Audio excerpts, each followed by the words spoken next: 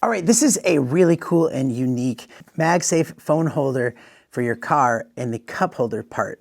So, I mean, actually this would be great for any other cup holder you might have that you want to be able to use like this, but this is how it works. You actually put this thing in your cup holder and you twist this part where it pushes out these parts, which will make it nice and tight in that cup holder. So now you have this sitting in there, and you have this like magic arm, this two-way ball joint where you can tighten it, loosen it, and you can adjust the angle of where you want to put your phone.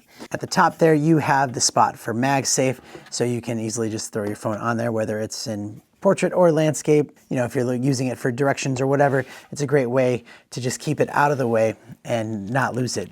If you don't have a MagSafe compatible case or phone, it does come with an adhesive ring that would also work as well.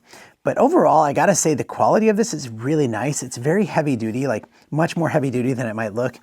This is like an aluminum build versus what you might think is like just a plastic build.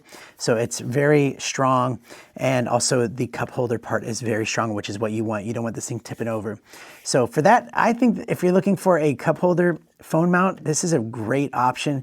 I can highly recommend it, and thanks for watching.